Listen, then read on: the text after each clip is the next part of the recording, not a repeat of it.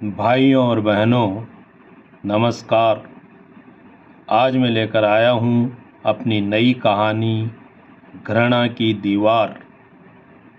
घृणा एक ऐसा अभिशाप है जो धीरे धीरे हमारे समाज को जकड़ रहा है और इसी का एक छोटा सा रूप प्रस्तुत करती है ये कहानी। तो प्रस्तुत है कहानी घृणा की दीवार। वह ज़ोर ज़ोर से चीख रहा था, मैंने ईंटों की दीवार नहीं तोड़ी है, मैंने तो घृणा की दीवार तोड़ी है। थानेदार साहब, जो दो भाइयों के बीच में खड़ी हो गई थी, मैंने ईंटों की दीवार नहीं तोड़ी है, मैंने तो घृणा की दीवार तोड़ी है। वह ज़ोर ज़ोर से चीख रहा था, परंतु उसकी बात को न कोई सुन रहा था, न ही कोई उसकी बात को समझ रहा था। थानेदार का आदेश मिलते ही 3-4 सिपाहियों ने मिलकर उसे पकड़ लिया था और जबरन पुलिस की जीप में ला बैठाया था। चौराहे पर खड़ी पुलिस की जीप के चारों तरफ गांव वालों की भीड़ जमा हो गई थी, लेकिन कोई भी उसके पक्ष में बोलने की हिम्मत नहीं कर सका था। जीप स्टार्ट हुई थी और गांव से बाहर निकलकर रामगंज की ओर दौड़ पड़ी थी। रामगंज के थाने में आकर पुलिस वालों ने उसे लॉकअप रूम में बंद कर दिया था। लोहे के चैनल गेट पर बड़ा मोटा ताला लगाकर दोनों सिपाही चले गए थे। थोड़ी देर छटपटाने के बाद वह शांत हो गया था। दिन भर उसने खेत पर काम किया था, शरीर थककर चूर हो गया था। दीवार के सहारे वह पत्थर के फर्श पर बैठ गया। रात गहराने लगी तो उसके अंदर कई तरह के विचार उमड़ने घुमड़ने लगे। अतीत उसकी आंखों में तैरने लगा। बूढ़े और बीमार पिता का दुर्बल स्वर एक बार फिर उसके कानों में गूंज गया। सुरेश, तू बड़ा बेटा है, अपने छोटे भाई बहनों का ख्याल रखना। लगभग 2 दशक गुजर गए हैं। उस समय पिताजी गंभीर रूप से बीमार थे और रामगंज के सरकारी अस्पताल में भर्ती थे। उनकी सेवा में वह रात दिन बेड के नज़दीक बैठा रहता था। पिताजी को मोती जरा हो गया था और दिन प्रतिदिन उनकी हालत बिगड़ती जा रही थी। एक दिन उसके सिर पर हाथ रखकर उन्होंने चिंतित होकर ये शब्द बोले थे। फिर कुछ दिनों बाद ही उनका स्वर्गवास हो गया था। उस समय उसकी उम्र भी अधिक नहीं थी। वह मिडिल स्कूल में पढ़ रहा था। 2 भाइयों और 2 बहनों में वह सबसे बड़ा था। उसने अपनी जिम्मेदारी को समझा था और वह पढ़ाई छोड़कर माँ के साथ खेती के काम में लग गया था। बैलों के साथ बैल बनकर वह खेतों में हाड़ तोड़ मेहनत करने लगा था।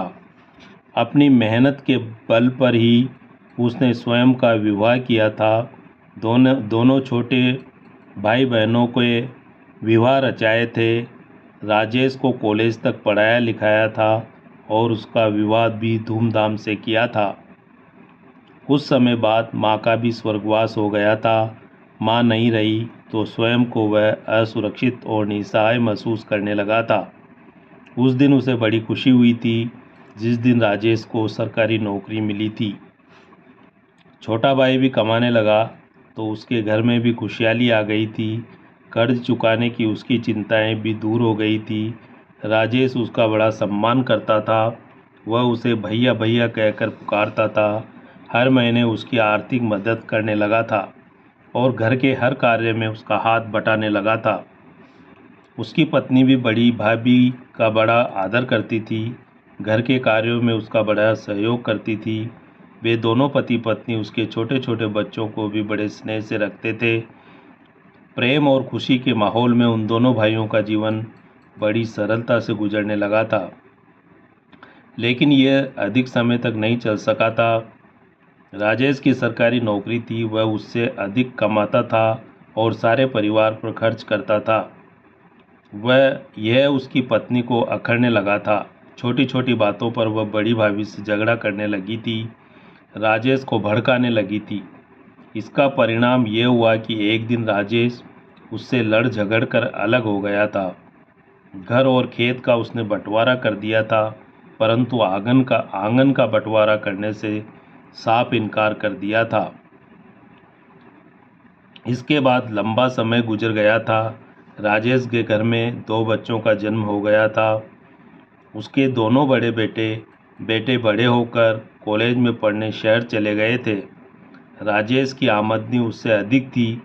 उसने कच्चा घर तुड़वाकर पक्का मकान बनवा लिया था। नई मोटरसाइकिल खरीद ली थी। घर में टीवी फ्रिज खरीद लिए थे। खेती में रात दिन कठोर मेहनत करने के बाद भी वह अधिक कुछ नहीं कर सका था। उसका घर कच्चा ही था और अभी भी वह पिताजी की साइकिल को ही चला रहा था, परंतु फिर भी उसके हृदय में इस बात की प्रसन्नता भरी हुई थी कि उसके दोनों बेटे कॉलेज में पढ़ रहे थे। राजेश उससे दूर दूर रहने लगा था। वह उससे बात भी नहीं करता था।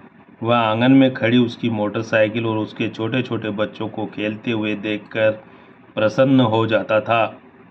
एक दिन राजेश ने उससे आंगन में दीवार खड़ी करने की बात कही तो वह भड़क उठा था। नहीं, आंगन का बंटवारा कभी नहीं होगा। उसका प्रतिरोध सुनकर उस समय तो राजेश कुछ चुप हो गया था, लेकिन बात कुछ दिनों बाद उसके घर में फिर सिर उठाने लगी थी, जिसकी आहट कभी कभी उसे भी सुनाई पड़ जाती थी। इस घर में हर वस्तु का बंटवारा हो चुका था, यहाँ तक कि समय ने उनके दिलों को भी बांट दिया था। घृणा के जहर ने उन दोनों भाइयों के बीच के प्रेम को भी नष्ट कर दिया था। एकमात्र ये छोटा सा आंगन ही तो बचा है, जहाँ वे दोनों एक दूसरे को देख सकते हैं, महसूस कर सकते हैं। इस आंगन में ही उन सभी भाई बहनों का बचपन की स्मृतियाँ बसी हुई हैं, माता पिता की यादें बसी हुई हैं। इस आंगन को वह कैसे बांट सकता है। आज सुबह वे दोनों पति पत्नी घर के ताला लगाकर खेत पर काम करने निकल गए थे। दिन भर खेत में निंदाई खुदाई की थी। शाम को वे थके हारे घर लौटे थे। जैसे ही उसने घर में कदम रखा था, आंगन के बीच में खड़ी ईंटों की दीवार को देखकर वह चौंक पड़ा था। दूसरे ही क्षण मामला उसकी समझ में आ गया था। आज राजेश ने मौका देखा था और उसकी अनुपस्थिति का फायदा उठाकर तुरंत में आंगन के बीच ईंटों की दीवार खड़ी करवा दी थी। दीवार को देखते ही उसका पारा चढ़ गया था। उसने क्रोध में चीखते हुए छोटे भाई राजेश को पुकारा था। 2-3 बार आवाज़ लगाने के बाद भी जब राजेश नहीं बोला तो उसका क्रोध सीमा पार कर गया था और उसने अपनी पूरी ताकत लगाकर दाएं पैर से दीवार पर जोरदार प्रहार कर दिया था। दीवार का सीमेंट अभी गीला था, जो एक ही प्रहार में टूटकर बिखर गई थी। ये देखकर आंगन में उस पार खड़ा हुआ राजेश भी क्रोधित हो उठा था। वह उससे तो कुछ बोलने की हिम्मत नहीं कर सका था, परंतु क्रोध में तमतमाते हुए मोटरसाइकिल स्टार्ट करके रामगंज थाने की ओर दौड़ पड़ा था।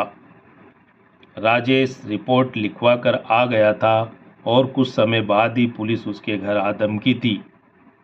ले रोटी खा ले।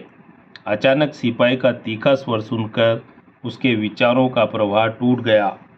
रोटी की प्लेट और पानी की बोतल को गेट के अंदर सरकाकर सिपाही चला गया। बड़ी कठिनता से उसने दाल से 2 निवाले हलक में उतारे और बोतल से पानी पिया। शरीर थककर चूर हो गया था।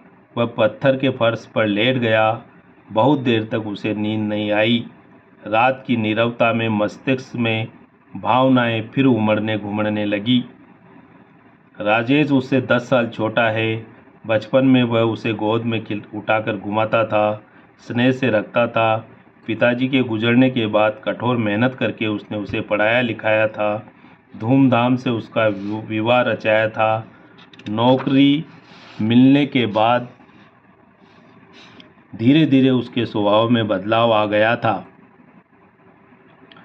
वह उससे कटा रहने लगा था, कम बोलने लगा था उसके छोटे बच्चों के प्रति भी उन दोनों पति पत्नी के अंदर कड़वाहट भरने लगी थी और एक दिन लड़ झगड़ कर वह उससे अलग हो गया था। लंबा समय गुजर गया है, राजेश के बच्चे बड़े हो गए हैं, वह साधन संपन्न हो गया है, परंतु बड़े भाई के प्रति राजेश के मन की कटुता कम नहीं पड़ी है।